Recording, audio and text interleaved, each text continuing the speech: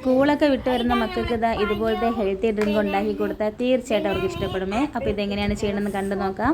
അതിനായിട്ട് ഞാൻ 2 ഏത്തപ്പഴം എടുത്തിട്ടുണ്ട്. ഇത് വന്നിട്ട് അത്യാവശ്യം പഴുത്തിട്ടുണ്ടായിരുന്ന പഴമാണ്.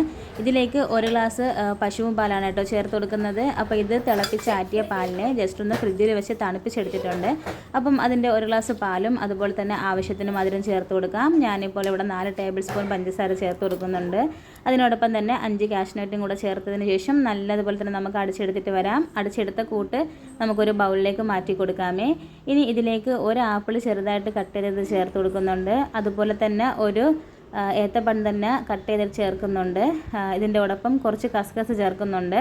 ഈ കസ്കസ് ചേർക്കുന്നത് എന്തിനാണെന്ന് വെച്ചാൽ ഇത് കാണാൻ നല്ലൊരു ഭംഗിയാണ് കേട്ടോ, അതുകൊണ്ടാണ് കസ്കസ് ചേർക്കുന്നത്. അതുപോലെ തന്നെ അതിൻ്റെ ഒപ്പം കുറച്ച് നമ്മുടെ ചോപ്പ് ചെയ്തിട്ടുണ്ടായിരുന്ന കാഷ്നട്ട് ചേർത്ത് 1 ഗ്ലാസ് പാലും കൂടെ ചേർത്ത് കൊടുക്കാം. ഇനി ഇതെല്ലാം കൂടെ നല്ലതുപോലെ ഒന്ന് മിക്സ് ചെയ്തെടുക്കാം.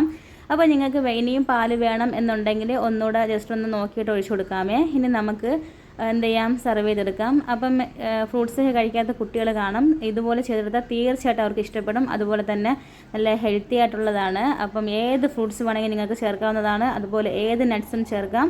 അപ്പം നല്ല സൂപ്പർ ടേസ്റ്റാണ്. അപ്പം നമ്മുടെ വീഡിയോ കണ്ട് ഇഷ്ടപ്പെടുകയാണെങ്കിൽ തീർച്ചയായിട്ടും ലൈക്ക് ചെയ്യണം, ഷെയർ ചെയ്യണം, സബ്സ്ക്രൈബ് ചെയ്തേനെ.